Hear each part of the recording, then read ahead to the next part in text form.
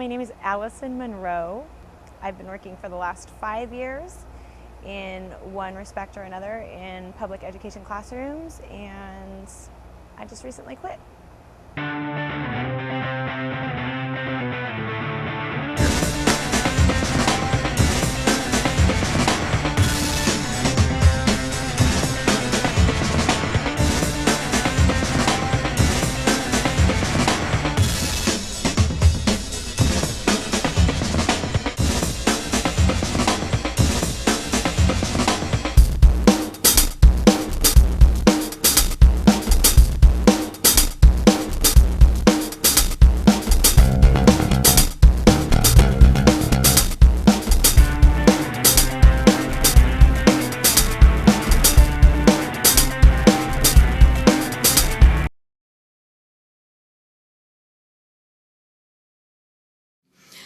This will be my 32nd year in the classroom, and for the last 3 or 4, I've been wishing it was my last, which is terrible when you start out really loving what you do. There have been a lot of frustrations, a lot of anger, a lot of tears, a lot of unpleasant feelings that have gone along with it as well. And I think that's why I'm emotionally ready for a break, because it is a job that encompasses the full range of almost every emotion that you can feel, and it's not even an emotion that you're feeling for yourself. You take a lot of what happens in the classroom home with you, physically and emotionally. It's definitely a different kind of a feeling to be a teacher. It's a lifestyle more than it is just a job. The money sucks. The hours are long. The appreciation is minimal. Because let's face it, everyone gets appreciation in their job. Salespeople get trips and awards and spiffs. Everyone gets recognition. Teachers have to do it for themselves. I feel very much personally invested in teaching. It's a reflection of the person that I am. When I tell people that I'm a teacher, I feel like that's part of my identity, because they look at me a certain way from that point forward. They expect certain things of me. I never turn it off. I'm always thinking like a teacher. If I'm out or if I see something on TV, it's kind of like in the back of my mind, hey, I could use that maybe in my classroom. So there's definitely a huge, huge personal commitment. To be a good and effective teacher, you've got to put in so many more hours beyond what you're contractually supposed to do. You know, we can all, if we all just did that, we'd all be sub-mediocre people. And some teachers do that, but the good ones don't. I believe I figured it out once, that we actually work approximately, I work approximately 9 to 10 hours a day, Monday through Friday, and I put in, well, actually I probably put in another 14 or 15 hours every weekend. Monday through Thursday, you know, at least 2 hours there, so that's 8, let's say 5 on a Sunday, 13 extra hours a week, I would say. Desktop publishing, for example. I've been doing this as a hobby for 20 years now, and I still put at least 20 hours minimum a week outside of the classroom. People watching this might be thinking, yeah, so what? You know, tell the kids what they need to read and you tell them to read it for homework. Clearly, if you're watching this and you're thinking that, you've never taught 9th graders an English class. For every one really good, really smart student I have 3 to 5 that have serious needs, whether they be emotional needs, behavioral needs, discipline needs, educational needs that they didn't get in previous years that there's just no way I can get to. How many of you did your homework and actually read the chapters last night? Or you show up and you give them a quiz. You tell them there's going to be a quiz. Hey, we're going to do a quiz on reading chapter 4. Be ready. 30, 40% of the kids might show up having read it.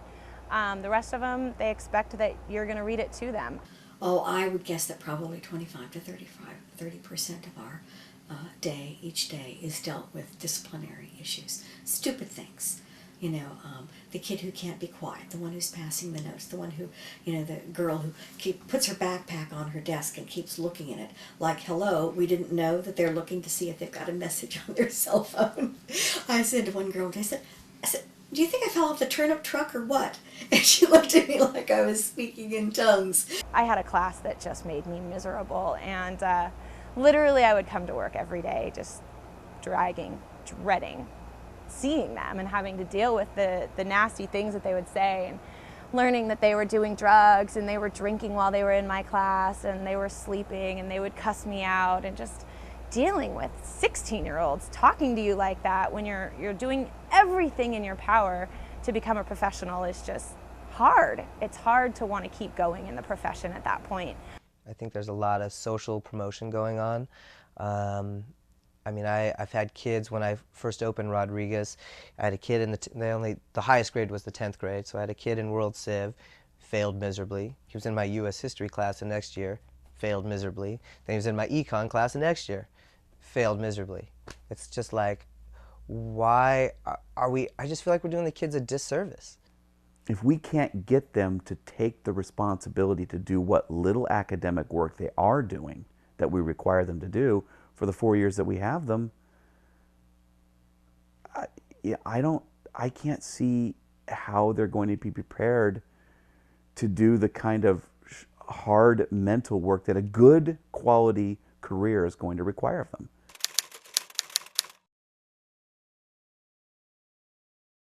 I want to see all these kids learn. I mean, that's one of the intrinsic rewards of our job, I think, is when you see a kid get something, or they have a great question, or they write a really good essay where they go in deep and, you know, find something that they connect to and learn from. But it's overwhelming with the classroom sizes we have. In many ways, I think we go into teaching thinking that we're going to make differences in, you know, thousands or hundreds of lives. And it only took me 4 or 5 years to figure out, if I get through to, you know, you have 2 or 3 stories in a year, that doesn't mean that there are only 2 or 3 who are successful. But if you've got 2 or 3 who you know moved from, you know, a point A to point C, they skipped over B, they made leaps and bounds, and even if it's just 1 in a year, that's 1 more than there would have been if we hadn't, you know, done something to try. It is so inspiring to see a kid's mind develop and really blossom and do something, especially when they do something that surprises you.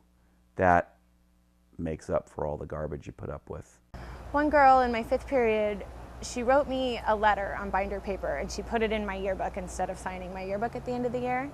And she kept asking me, "Did you read my letter yet, Miss Monroe? I worked really hard on it. I want to know what you thought." And I hadn't had time. I was busy packing up and doing finals. But about a week after school got out, I came home and I read that letter, and she said some of the nicest things, that when her mom had come to open house, she remembered me amongst all the other teachers as being, you know, one of the ones that really stood out. But more importantly, she said, "Good luck in your future. And I hope someday that you get to have kids, because I know you're going to be a really good mommy." And that really just touched me in a lot of ways, and it made me feel like, wow, I do make a difference to these kids. And I think any moment that I've had like that in the past 5 years has just been worth it. It's made all of it worth it. Is it enough? Obviously not, but it definitely helps. Every single one of my friends that asks me what I do for a job, or have asked me in the past, and when they find out that I'm a high school teacher, the look on their face is usually something like, "How can you deal with those teenagers? Oh my God, I'd never do that." I think that's the reason why I do it, because I can do it. I don't have a problem being with the kids. I like being with the kids, and they don't intimidate me. I guess I'm still kind of in touch with who I was when I was a teenager. But if I don't do it, who's going to do it? Seriously, who's going to do it? And I think that's where some of the nobility comes in. There aren't a lot of people that want to do this. And if I'm successful doing it, I think I owe it to them to do it.